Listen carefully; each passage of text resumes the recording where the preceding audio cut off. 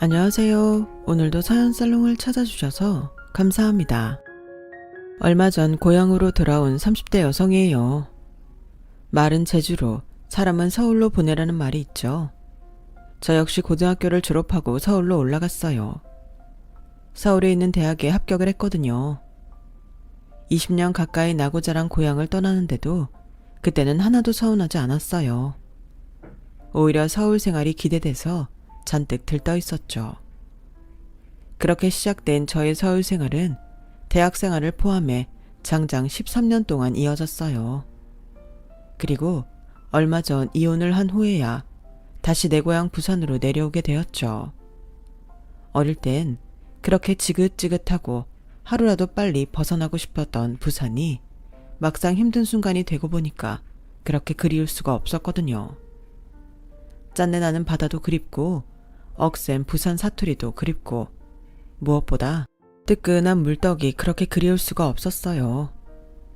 여우도 죽을 땐 머리를 고향 쪽으로 하고 죽는다는데 죽을 만큼 힘들어 보니 저 역시 절로 고향 생각이 간절했던 것 같아요. 저를 이렇게 고향으로 내려오게 만든 사람은 다름 아닌 제 시어머니예요. 지금은 이혼을 했으니 전 시어머니라고 해야 맞겠네요. 그래도 한때는 사이 좋은 고부 사이로 지내던 분이었는데 이제는 철천지 원수보다 더한 사이가 된 저의 사연 지금부터 들려드릴게요. 저는 20살에 서울에 올라와 몇 달도 안 돼서 사기를 당했어요. 그리고 위기의 순간에 남편과 만나게 되었죠. 입학 당시 기숙사 생활을 했던 저는 한 학기가 끝나갈 무렵 영어 학원에서 만나 친해진 같은 학교 친구와 원룸을 구해 살게 되었어요. 정확히는 친구가 살고 있는 원룸에 보증금 절반을 내고 들어가게 된 거였죠. 세상 물정을 몰랐던 저는 친구가 내민 우리 학교 학생증만 믿고 1,000만 원이나 드는 거금을 덜컥 친구한테 내주었어요. 그 돈은 고향에서 엄마가 아빠 몰래 보내주신 돈이었어요. 니도 알제? 니 기숙사 나온 거 니 아빠 알면 니도 죽고 내도 죽는 기다. 똑똑히 해야 한다. 그러고 니 계약서는 받았나? 부동산 가가 주인이랑 계약서 다시 썼느냐 말이다. 그게 별거 아닌 것 같아도 나중에 문제 생기면 믿을 만한 건 계약서밖에 없는 기다. 내 말 똑똑히 알아들었나? 안다. 고만 좀 해라. 나 한두 살 먹은 애 아니다. 부동산 가가 계약서 다시 썼고 같은 학교 친구라 신원도 확실하다. 이제 됐나? 엄마한테는 이렇게 말했지만 사실 그건 거짓말이었어요. 주변 시세보다 싸게 계약한 집이라서 계약서를 다시 쓰는 건 불가능하다는 친구의 말을 철석같이 믿었거든요. 설마 같은 학교 학생인데 문제가 생기기에 하겠냐는 아니란 생각도 한몫했고요. 태어나서 처음 독립해서 친구와 단 둘이 살게 된 저는 들뜬 마음으로 하루하루를 보냈어요. 친구랑 밤 늦게까지 술도 마시고 주말엔 클럽도 가고 일요일엔 노트북으로 하루 종일 미드도 보면서 이게 진짜 자유구나 하는 생각을 하면서 보냈어요. 하지만 달콤한 시간은 그리 오래가지 않았어요. 친구와 함께 살게 된 지 한 달도 채 되지 않아서 문제가 생겼거든요. 하루는 친구가 여름 옷을 가져온다며 옷가방을 들고 고향집에 갔는데 다음날 아침 뒷주인이 찾아온 거예요. 학생, 급하다고 해서 어제 남은 보증금 다 빼줬는데 왜 아직 이러고 있어? 세상에, 아직 짐도 안 싼 거야? 다음 주면 새로 사람 들어올 텐데 도배도 해야 되고 장판도 깔아야 되는데 이러고 있으면 어쩌란 거야? 사람 난감하게 정말. 아주머니, 그게 무슨 말씀이세요? 보증금을 빼주다뇨. 저희는 보증금 돌려받은 적 없어요. 이건 또 무슨 소리야? 같이 사는 친구한테 내가 분명히 돈 줬는데 그동안 밀린 월세 빼고 보증금 남은 거 55만 원. 어제 현금으로 줬다고. 이래서 방세 밀리는 애들은 봐주는 게 아닌데 내가 마음이 여려서 더러운 꼴까지 보게 되네. 암튼 난 줄 거 다 줬으니까 오늘 중으로 방 빼. 아주머니가 나가고 잠시 동안 저는 정신을 차릴 수가 없었어요. 너무 황당하고 기가 막혀서 말도 안 나왔어요. 그저 친구한테 전화해서 사실 확인을 해야겠다는 생각뿐이었어요. 그런데 어제까지 잘만 연결되던 친구 전화가 없는 번호라고 나오는 거 있죠. 순간 손끝이 파르르 떨리고 정신이 멍해졌어요. 그래서 일단 학교로 달려가 친구의 학과와 학년을 말하고 고향집 연락처를 알아보려고 했어요. 그런데 국문학과 1학년 송은주? 국문과인 그런 학생은 없는데 혹시 이름을 잘못 알고 있는 거 아니에요? 그럴 리가 없어요. 제가 그 친구 학생증도 받고 강의실에 들어가는 것도 똑똑히 봤는걸요. 다시 한번 찾아봐 주시면 안 될까요? 없어요, 학생. 그러지 말고 지금이라도 경찰에 신고부터 하세요. 그 순간 머릿속에는 엄마 생각뿐이었어요. 나 때문에 아빠한테 비밀로 하고 보증금까지 만들어주셨는데 제가 멍청해서 그 돈을 날렸으니까요. 확실히 계약서까지 쓰고 들어왔다고 거짓말까지 했으니 엄마한테 어떻게 말을 해야 할지 모르겠더라고요. 그렇다고 내 힘으로 수습할 능력도 안 됐고요. 생각 끝에 저는 학교 근처 파출소에 가서 신고부터 했어요. 어떻게든 돈을 찾는 게 급선무였으니까요. 휴대폰에 저장된 친구 사진도 보여주고 자주 같이 갔던 클럽이랑 술집도 알려주었지만 경찰관의 표정은 심드렁했어요. 학생, 너무 기대는 하지 말아요. 이런 경우 어렵게 잡는다 해도 이미 돈은 유흥비로 탕진하고 없는 경우가 태반이니까. 그냥 부모님께 솔직히 말씀드리고 도와달라고 해. 그 말을 듣는데 이제 다 끝났구나 하는 생각이 들었어요. 하늘이 무너지고 땅이 꺼지는 것 같았죠. 엄마한테 당장 알려야 한다는 건 알고 있었지만 겁이 나서 못하겠더라고요. 그래서 일단은 파출소를 나와 짐을 싸고 동아리실로 갔어요. 딱히 갈 곳이 없었거든요. 동아리 선배한테는 잠깐 짐 좀 맡겨놓고 오겠다고 거짓말을 하고는 거기서 몰래 3일 정도를 지냈어요. 봄에서 여름으로 넘어가는 시기였음에도 바닥에는 냉기가 돌았어요. 바닥에 라면 박스를 깔고 그 위에 이불을 깔고서야 좀 잘만했어요. 간단한 세면은 화장실에서 할 수 있었지만 샤워할 수 있는 곳은 딱히 없어서 아침 일찍 근처 목욕탕에서 씻고 수업에 들어갔고요. 하지만 꼬리가 길면 밟힌다고 동아리 선배 중 하나가 동아실에서 잠들어 있는 저를 발견하는 바람에 딱 걸리고 말았어요. 자초지종을 들은 선배는 도망간 친구 욕을 하면서 저보다 더 광분했어요. 뭐 그런 미친년이 다 있냐? 이거 학교에 알려야 하는 거 아니야? 학생 사칭하면서 또 무슨 짓을 벌일지 알아? 근데 계속 동방에서 지낼 거야? 잘 데 없으면 우리 집에 갈래? 엄마가 외할아버지 간병하시느라 외가에 내려가 계셔서 요즘 집에 나랑 오빠밖에 없거든. 평소에 그리 친한 사이는 아니었는데도 선배는 선뜻 저를 집에 데려가 주었어요.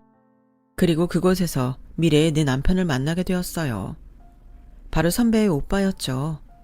학기가 끝날 때까지 한 달여 기간 동안 저는 선배 집에서 생활을 했어요. 처음엔 많이 어색했는데 선배도 그렇고 선배네 오빠가 워낙 성격이 털털해서 얹혀 사는 저로서는 더할 나위 없이 편했어요. 밤이면 2마리에 10,000원씩 하는 전기통닭을 사다가 맥주도 마시고 주말에는 다 같이 대청소도 하면서 한 가족처럼 지냈어요. 시험 기간이라서 밤 늦게까지 도서관에서 공부를 할 때면 오빠가 도서관 로비까지 마중을 오기도 했어요. 저랑 학교도 다른데 말이죠. 나중에 얘기를 들어보니 오빠는 그때 이미 저한테 마음이 있었더라고요. 그래서 과 동기들과 술자리도 마다하고 늘 저를 마중하러 왔던 거였어요.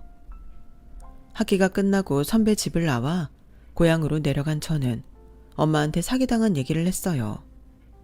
12살 때 마지막으로 엄마한테 맞은 일에 그때 처음 뒤지게 맞았어요.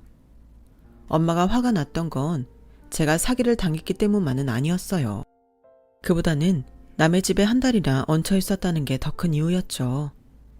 새학기가 시작되기 전 엄마는 저와 함께 서울로 올라오셨어요. 이번엔 아빠한테 얘기하고 직접 원룸을 구해주시기로 했거든요. 며칠간 엄마와 함께 발품을 판 덕에 학교에서 가깝고 치안 상태도 좋은 곳에 집을 얻을 수 있었어요. 짐 정리가 끝나자 엄마는 백화점에 들러 고가의 한우 세트를 사서는 저를 앞세워 선배 집으로 갔어요. 그날은 제가 머물 때는 안 계셨던 선배 어머님이 집에 계시더라고요. 저희 엄마는 몇 번이나 죄송하고 감사드린다는 말을 하셨어요. 처음엔 자초지종을 몰랐던 선배 어머님은 저희 엄마를 통해 상황 전달을 받으시곤 떨떠름한 표정이 되셨지만 저희 엄마가 내민 한우 세트를 보시고는 이내 얼굴이 밝아지셨어요. 자식 키우다 보면 이런 일 저런 일 있는 거 아니겠습니까? 부산에서 올라와 비싼 인생 경험 했다 치세요. 어차피 엎질러진 물 이제 와서 어쩌겠어요. 사기친 년이 나쁜 거지 당한 사람이 나쁜 건 아니잖아요. 학생이 마음고생이 많았겠네. 내가 집에 있었으면 밥이라도 잘 챙겨 먹였을 텐데. 아니에요. 선배랑 선우 오빠 덕분에 잘 지냈어요. 진작에 인사 못 드려서 죄송해요. 그랬다니 다행이네. 그래도 남자가 있는 집에 그렇게 함부로 들어와 살고 그러면 안 돼. 우리 아들이야 워낙 착실하고 바른 애라서 아무 일 없었다지만 세상에 어디 그런가. 앞으로는 절대 그러면 안 돼. 알았지? 선배 어머님 말씀에 저희 엄마는 맞장구를 치시며 선배와 오빠에 대한 칭찬을 한 바가지 해주시곤 그 집을 나왔어요. 그날 선배 어머니도 그렇고 저희 엄마도 그렇고 두 분이 다시 볼 일은 없을 거라고 생각하셨지만 세상 일이 어디 그런가요? 한 치 앞도 모르는 게 인생인걸요. 한 집에서 한 달여간 지내는 사이 정이 많이 들었던 오빠와 저는 제가 혼자 원룸 생활을 하면서 많이 가까워졌어요. 오빠는 저 혼자 원룸에 사는 게 걱정이 됐는지 선배를 앞세워 수시로 찾아왔어요. 여자 혼자 사는 집 현관엔 남자 신발을 둬야 돼. 그래야 배달하는 사람들도 아, 이 집에 남자가 있구나 생각하지. 베란다에도 남자 옷이랑 속옷을 널어두는 게 좋아. 밖에서 잘 보이게 쫙쫙 펴서. 자, 이거 받아. 내가 안 신은 운동화랑 옷까지 좀 챙겨왔어. 눈에 잘 띄는 곳에 툭툭 걸쳐둬. 누가 봐도 이 집에 남자가 산다는 티를 팍팍 내란 말이야. 우와, 우리 오빠가 이렇게 자상한 사람인 줄 진짜 몰랐네. 친동생이 나한테도 좀 그래 보시지. 누가 보면 화영이가 오빠 친동생인 줄 알겠어.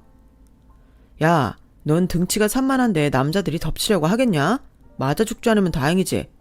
화영이야 여성스럽고 얼굴도 예쁘니까 아무래도 걱정이 되지.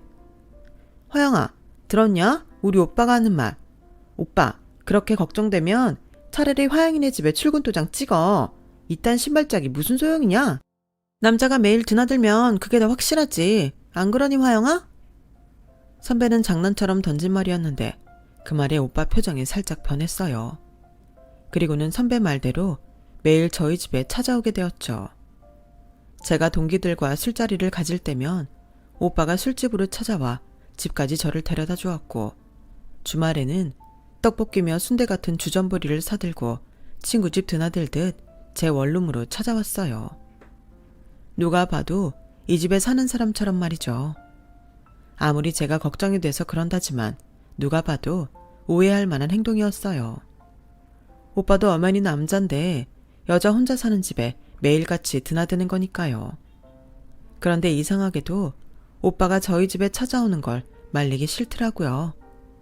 어린 나이에 타지에서 처음 사귄 친구한테 사기를 당한 충격 때문인지 오빠의 그런 행동이 불편하다기보다는 오히려 든든하고 다정하게만 느껴졌거든요.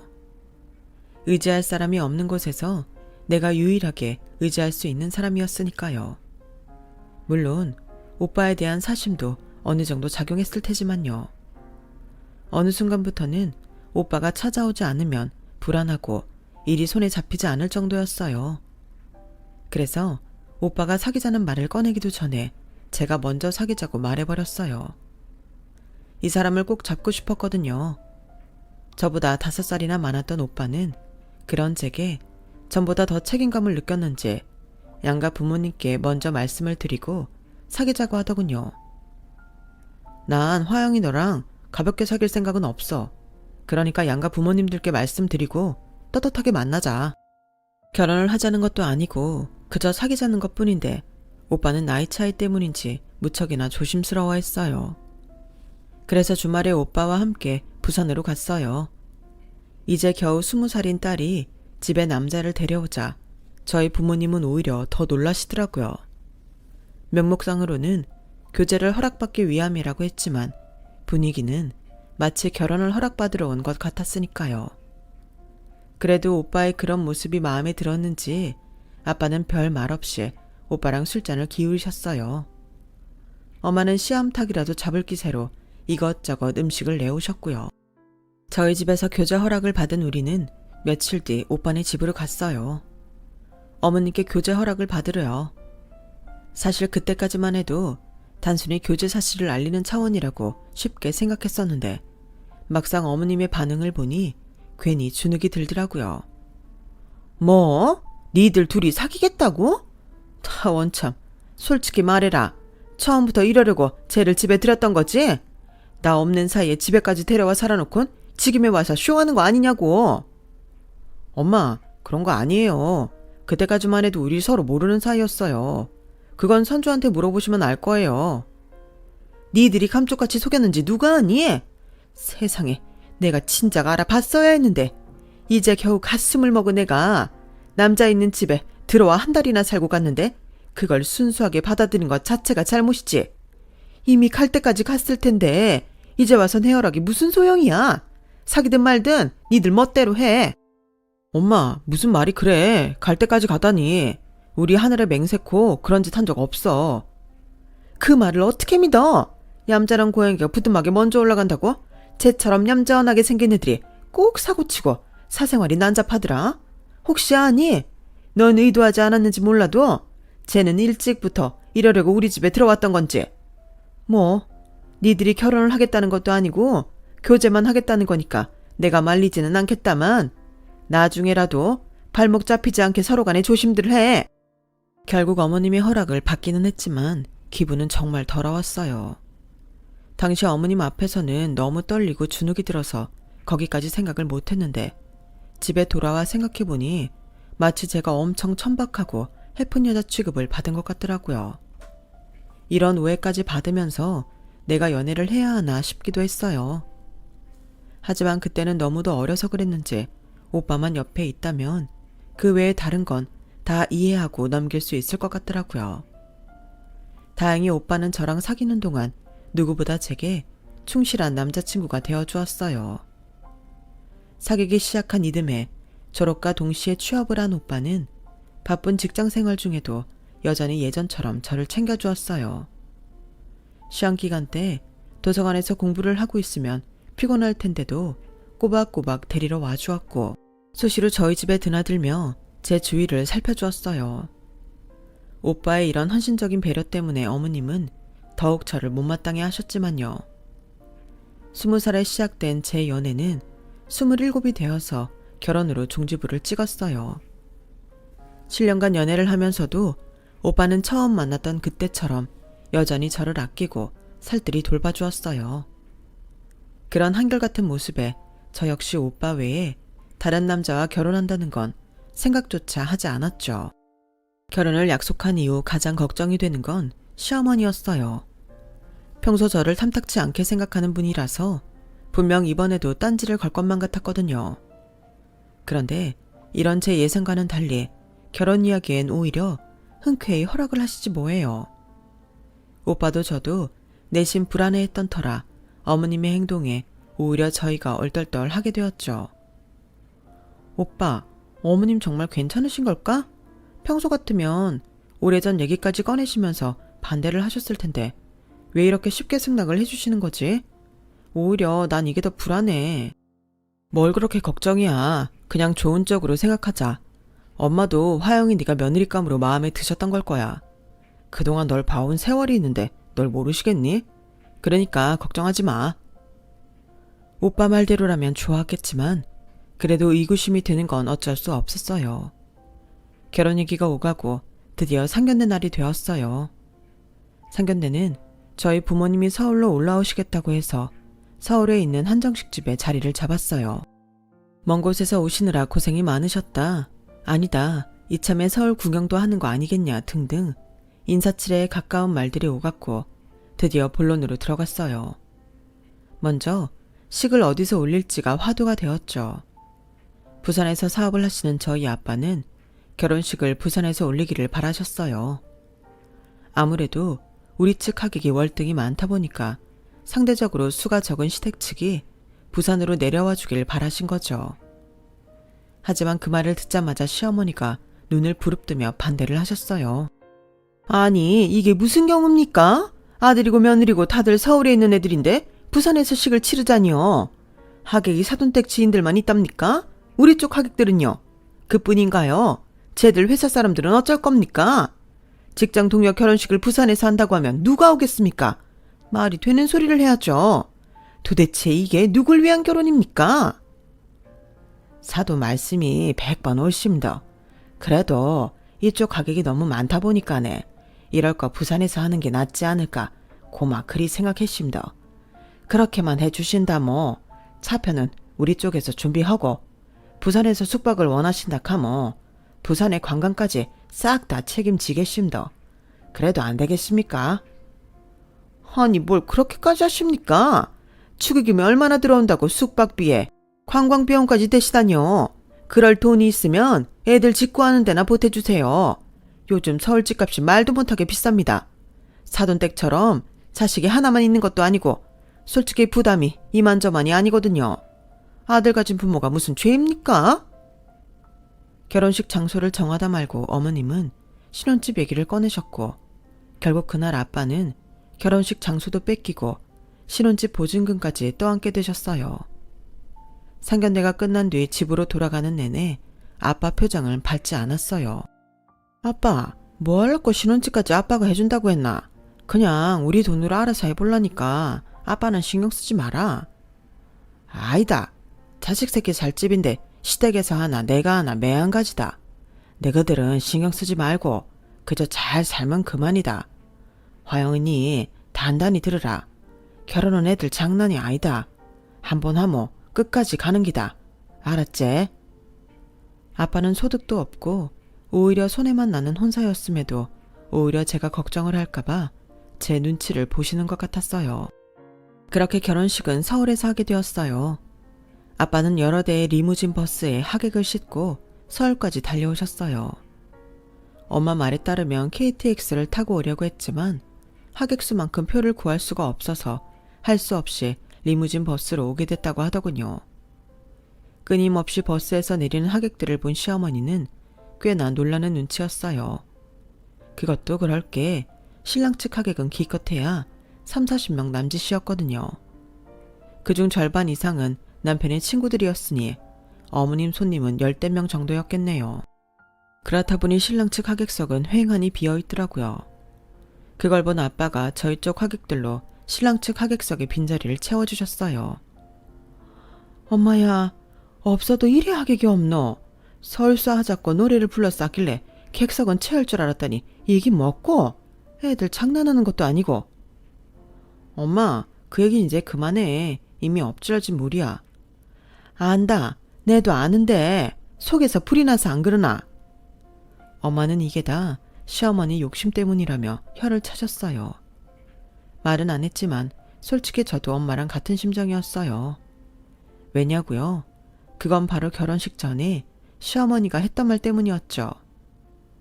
예식장 비용은 양측 하객 수에 따라 나눠서 냈으면 합니다. 식비가 만만치 않아서 한쪽이 부담하기는 힘들 것 같거든요. 대개 이런 경우 지방에서 하객을 모시고 오는 쪽은 예식장 비용을 안 내잖아요. 그런데 시어머니는 식사 비용까지 모두 더치페이로 하자고 하셨거든요. 그러니 저희 입장에서는 독박을 쓴 거나 다름없는 셈인 거죠. 게다가 얼마 안 되는 신랑 측 하객 수를 보고는 더 화가 치밀었고요. 그런데도 아빠는 오히려 신랑 측 하객이 얼마 안 되니 그쪽 비용까지 우리가 내겠다고 하셨어요. 그 말에 시어머니는 화색을 띠며 엄청 좋아하시더라고요. 남편은 자기 엄마의 행동에 얼굴을 붉혔어요. 할 수만 있다면 쥐구멍이라도 숨고 싶어 하는 것 같더라고요. 신혼여행을 떠날 때까지도 저희 아빠한테 몇 번이나 죄송하다고 고개를 숙였어요. 그런 사위한테 아빠는 사위도 자식인데 이렇게 머리 숙이는 거 보면 마음이 편치 않다시며 그러지 말라고 하셨어요. 말도 많았던 결혼식도 끝나고 신혼여행에서 돌아온 우리 부부는 모처럼 신혼집에서 평온한 주말을 맞고 있었어요. 느닷없는 어머님의 방문에 금세 평온은 깨졌지만요. 어머님, 연락도 없이 여긴 어쩐 일이세요? 왜? 내가 내 아들 집에 오면서 연락까지 해야 하니? 일단 와서 앉아봐라. 니들도 알다시피 선주도 곧 결혼을 하잖니? 그래서 말인데 아들, 딸 다 출가하고 나 혼자 사는 게 적적할 것 같아서 말이다. 니들 집에 방이 3개라고 그랬지? 그중 하나는 내가 써야겠다. 엄마, 그게 무슨 소리예요? 엄마가 왜 여기서 살아요? 이 집 장인어른이 해주신 집이라고요.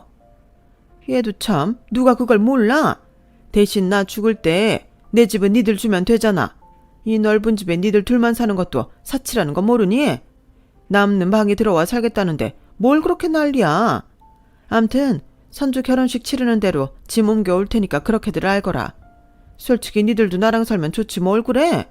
밥이며 빨래며 엄마가 다 해줄 텐데 맞벌이하는 니들한텐 최상의 조건 아니니? 안 그러니 희영아? 순식간에 결정된 합가에 정신이 없던 저는 아무 말도 못하고 눈만 꿈뻑였어요. 이럴 거 처음부터 우리를 시댁에 불러 살게 할 것이지 우리 아빠가 집까지 다 구해주고 나니까 합가를 하자는 말을 꺼내시는 시어머니가 왠지 얄밉더라고요. 남편한테는 말을 못했지만 어머님이 처음부터 이러려고 계획한 게 아닐까 하는 생각까지 들더라고요. 남편과 제가 반대를 했음에도 불구하고 어머님은 시누이 결혼식이 끝나자마자 그 다음 주에 바로 저희 집으로 짐을 싸들고 들어오셨어요. 딱 2년 만이라고 못을 박았지만 어머님이 그 약속을 지키실지는 알 수 없었죠. 한창 달달해야 할 신혼을 세상에서 가장 어려운 시어머니와 함께 보내자니 정말 죽을 맛이더라고요. 저라면 꿈뻑 죽는 남편이 옆에 있긴 하지만 어머님 눈치가 보여서 스킨십도 마음대로 할 수 없었어요. 그런 와중에도 결혼 5개월 차에 임신을 하게 되었어요. 임신은 처음이라 어리둥절했는데 입덧이 심해지면서 현실감이 팍팍 오더라고요. 밥도 제대로 못 먹는데 하필 회사에 비상이 생겨서 업무가 산더미처럼 쌓이는 바람에 매일같이 야근을 하게 되었지 뭐예요. 배는 고프고 몸에 힘은 없고 생전 없었던 빈혈까지 생기는데 정말 이러다가 애를 낳기도 전에 제가 죽을 것 같더라고요. 아직 임신 초기인데 이 정도면 만삭 때는 어떻게 버티나 싶어서 퇴사를 고민하게 되었어요. 한 며칠 혼자 소가리를 하다가 남편한테 말을 했더니 의외로 1초의 고민도 없이 그만두라고 하는 거예요. 화영아, 내 인생의 1순위는 너야. 네가 그렇게 힘든데 뭘 고민을 해. 내 벌이로도 우리 식구 충분히 먹고 살 수 있으니까 걱정하지 말고 사표 내. 내가 정리를 하고 싶다면 애 낳고 다시 일 시작해도 되잖아. 다른 걸 제쳐두고 제가 최우선이라는 남편의 말을 들으니 눈물이 핑 돌았어요. 내가 남편 하나는 기가 막히게 만났구나 싶었죠. 그래서 다음날 아침 출근을 앞두고 시어머니께 말씀을 드렸어요. 남편은 저보다 회사가 멀어서 먼저 출근을 한 뒤라 어머님과 독대를 하게 되었죠. 혹시나 오해하시지 않을까 염려가 돼서 가급적 솔직하고 자세히 설명을 드렸어요. 그랬더니 어머님이 불처럼 화를 내시지 뭐예요. 얘, 넌 어쩜 이렇게 이기적이니? 그깟 입덧 조금 한다고 직장을 그만둬? 세상에 임신은 너만 한다니? 다른 집 며느리들은 아무 소리도 안 하고 일만 잘들 하던데 넌 뭐가 그렇게 잘났다고 꼴랑 임신한 거 가지고 유세냐? 그리고 지금 일을 그만두면 앞으로 내 아들 등에 빨대 꽂고 살겠다는 거냐? 어머님, 무슨 말씀을 그렇게 하세요. 남편 등에 빨대를 꼽다뇨. 출산 때까지만 일을 쉬다가 다시 자리 알아볼 거예요. 그리고 저요, 지금까지 단 한 번도 오빠한테 기대살 생각 한 적 없어요. 그랬다면 결혼과 동시에 일을 그만뒀겠죠. 글쎄다, 네가 일 그만둘 구실을 찾느라 지금까지 사표를 안 내고 버틴 건지 누가 알겠니? 친정이 좀 산다고 돈 알기를 우습게 하는 모양인데 너도 한번 살아봐라. 젊어서야 돈도 잘 벌리지. 나이 들면 밖에 나가서 돈 10,000원 버는 것도 힘들어. 한 살이라도 젊을 때 열심히 돈 모을 생각을 해야지.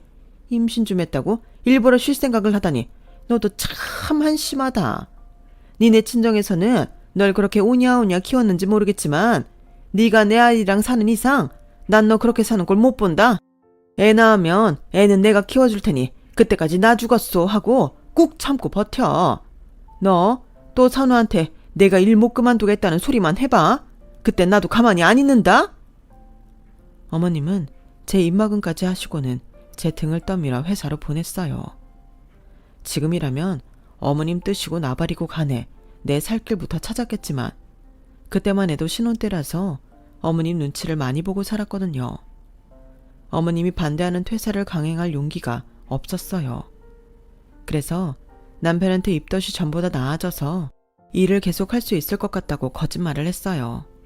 그렇게 3개월을 버틴 어느 날 엄마가 친척 결혼식에 참석하느라 서울에 오셨더라고요. 집에 시어머니가 계셔서 밖에서 따로 엄마를 만났는데 저를 본 엄마가 비명을 지르시는 거예요. 세상에 네 꼴이 와 이러노? 네 밥은 먹고 사나? 임신했다는 아가 우짤라고 뼈만 남았냐고. 와 입덧이 심해서 통 못 먹겠드나. 말 좀 해봐라 가시나야. 엄마 나 정말 힘들어 죽겠어. 밥도 밥이지만 온몸에 기운이 쭉 빠지고 빈혈이 너무 심해서 자리에 앉아있는 것도 힘들 정도야. 그런데도 시어머니는 내가 엄살 떠는 거라면서 계속 일을 하라잖아. 엄마 얼굴을 보자 그동안 쌓여있던 서러움이 한 번에 터져버렸어요. 울먹이면서 그간 있었던 일을 모두 털어놓으니 엄마가 자리를 박차고 일어나셨어요. 가자. 내 네 시어머니랑 단판을 지으려니까 인나라. 임신한 아를 보살펴주지는 못할 망정 어디서 그딴 소리를 씨부리 썼노? 뭐하나? 퍼뜩 앞장 안 서고. 결국 엄마는 저희 집으로 쳐들어가 시어머니와 한바탕 하셨어요. 두 어머님의 싸움에 어리둥절한 남편은 누구 편도 들지 못하고 중간에서 진땀만 흘려댔죠. 결국 그날 저희 엄마의 승리로 저는 퇴직을 할 수 있었어요. 하지만 그때까지만 해도 과중한 업무보다 더 심한 시월드가 열릴 거라는 사실은 꿈에도 모르고 있었죠. 회사를 그만두자 시어머니는 남편이 없는 틈을 타 시집살이를 시키기 시작했어요. 힘들어서 침대에 누워있을 나치면 어느새 방에 들어와 저를 흔들어 깨우기 시작하셨죠. 몸을 움직여야 애도 쉽게 낳는 거다. 네 친정엄마는 그런 것도 안 가르쳐주디? 하긴 그날 고래고래 소리를 치는 거 보니 그런 상식도 없는 것 같긴 하더라. 이래서 며느리는 엄마 자리 보고 고르는 거라는가 보다. 니네 엄마 성질머리를 진작 알았다면 나 이 결혼 허락 안 했다. 뭐하니? 해가 충천에 떴는데 안 일어나고 빨래고 설거지가 한가득인데 그걸 누구 보고 하라고 그러고 있어. 이제 회사 일도 안 하는데 집안일이라도 해야 할 거 아니야. 어머님 저 정말 힘들어서 꼼짝도 못하겠어요. 제가 1시간만 자고 일어나서 하면 안 될까요? 1시간? 그러고 침대에서 뭉갤 시간이면 벌떡 일어나서 일 해치우고 자겠다. 안 일어나고 뭐해? 신데렐라 계모보다 더한 시어머니 탓에 저는 회사에 나갈 때보다 더 강도 높은 노동을 하게 되었고 그 결과 최악의 상황에 맞닥뜨리게 되었어요. 전날 시어머니의 닭달에 배추 20포기를 씻어서 절였는데 아침에 눈을 떠보니 전신에 마비가 와서 꼼짝도 못하겠더라고요.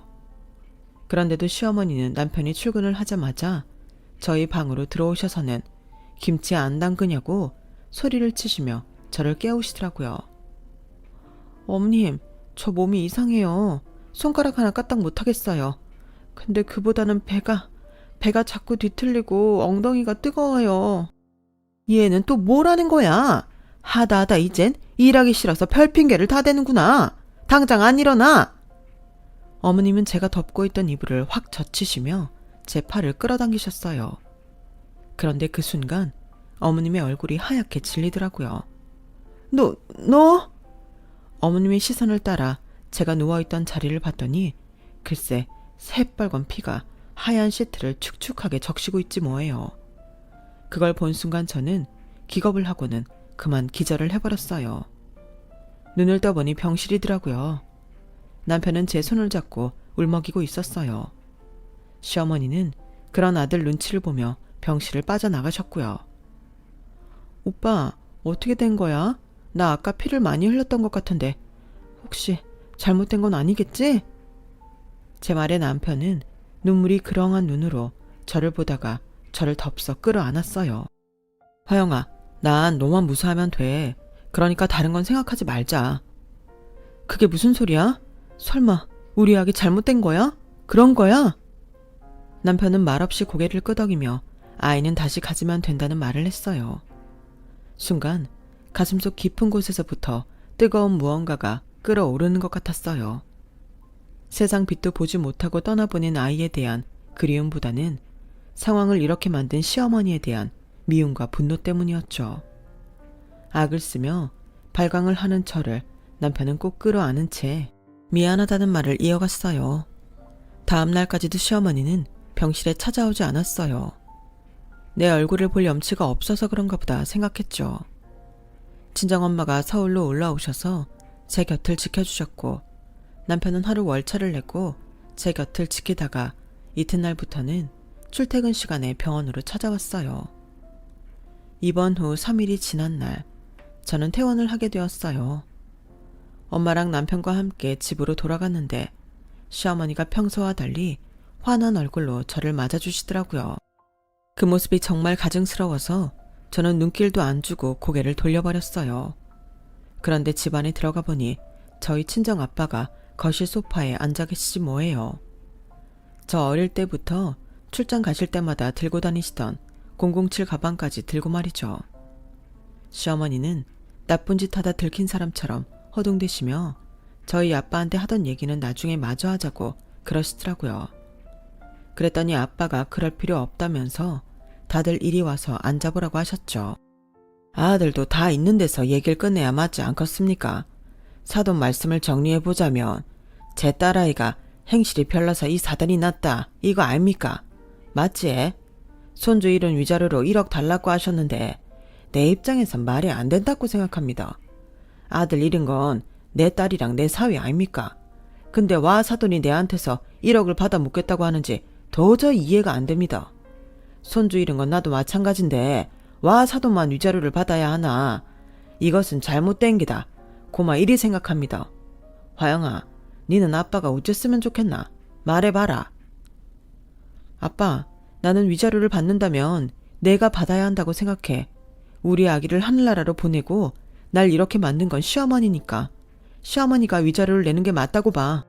안 그래요, 어머님? 제가 누누이 몸이 안 좋다고 말씀드렸는데도 오빠가 출근하면 득달같이 방으로 달려와서 기진맥진한 날 끌고 가 일 시켰잖아요. 밖에서 돈 못 벌어오면 집안일로라도 돈값 하라고 어머님이 그러셨잖아요. 아니, 내가 또 언제 그랬다고 그러니? 넌 가만 보면 좀 과장하는 면이 있더라. 산모가 몸을 좀 움직여야 순산한다고 했지 언제 날 부려먹겠다고 했냐고. 아들, 엄마는 그런 소리 한 적 없어. 네 처가 애 잃고 정신이 이상해져서 그러는 거니까 엄마를 믿어야 돼. 거짓말 좀 그만하세요. 저 일 시키는 거 오빠한테 비밀로 하라고 그러셨잖아요. 아들 등에 빨대 꼽아놓고 사는 주제에 집안일로도 힘들게 할 거냐면서 제 입 막으셨잖아요. 저요, 어머님 때문에 하루도 마음 편히 산 적 없어요. 몸도 마음도 지친 저를 어머님이 어떻게 대했는지 기억 안 나세요? 청소며 빨래는 물론 아가씨네 줄 김치까지 담게 했으면서 모든 게 다 제 탓이라고요. 내가 우리 아기를 죽였다고요. 언제까지 거짓말을 하실 거예요? 언제까지 날 힘들게 할 거냐고요. 제가 온몸에 힘을 주고 발악을 하다가 결국 정신을 잃고 말았어요. 정신이 들어보니 엄마가 제 곁을 지키고 있더라고요. 제가 정신을 잃은 뒤에 아빠가 모든 상황을 정리하셨다고 했어요. 아빠는 서류 가방에 담아온 이혼 서류를 꺼내놓고 제 남편한테 아내를 선택하든 엄마를 선택하든 하라고 하셨다더군요. 결국 남편은 저를 선택했고 어머님은 저희 집에서 나가게 되었어요. 어머님은 어떻게 자기한테 이럴 수 있냐며 아들을 때리며 난동을 부렸지만 남편은 그 매를 다 맞으면서도 끝까지 저랑 살겠다고 했다네요. 결국 아들한테도 버림받은 어머님은 짐가방을 싸서 집을 나가셨고 이후 2년이 지난 지금까지도 저희와는 연락을 끊고 사세요. 시누이 말에 따르면 오래전부터 만나왔던 연하의 남자한테 이미 집까지 다 털려먹은 상황이라서 저희 신혼집에 들어오셨던 거라고 하더라고요. 저희 친정에서 돈을 융통받아 그 남자랑 살 전셋집이라도 구해보려고 했었던 것 같다는데 일이 잘못되는 바람에 아들과 연까지 끊게 되신 거였죠. 지금은 외가에 내려가 친정 오빠 집에 얹혀 살고 계시다는데 시누이한테 툭하면 저희 집 상황을 묻는 걸 봐서는 조만간 연락을 하시지 않을까 싶네요. 저도 저지만 남편은 어머님과 다시 만날 생각이 없다고 하니 어머님의 뜻이 이루어지기는 틀렸지만 말이죠. 저는 한 번의 유산 끝에 이듬해 임신을 해서 출산을 2달여 앞두고 있어요. 이번에도 혹시 잘못될까봐 아예 친정 엄마가 서울에 올라와 계세요. 엄마를 서울로 부른 건 바로 남편이었어요. 장모님이랑 같이 살기 불편할 텐데도 남편은 제 걱정에 스스로 힘든 길을 택한 거였죠. 꽃길만 걷게 될 줄 알았던 저의 결혼 생활은 진창도 밟고 태풍도 만났지만 그래도 사랑하는 사람이 곁에 있으니 겁은 안 납니다. 지금은 그저 제 아이가 무사히 태어나기만을 바랄 뿐이에요. 우리 세 식구가 똘똘 뭉쳐서 변화무쌍한 인생을 잘 살아보려 합니다. 지금까지 제 사연을 들어주셔서 감사합니다. 사랑하는 소중한 가족들과 항상 건강하세요. 여러분, 사연 댓글에 응원과 현명한 조언 부탁드려요. 좋아요와 구독은 저에게 큰 힘이 됩니다. 오늘도 좋은 일 가득하세요.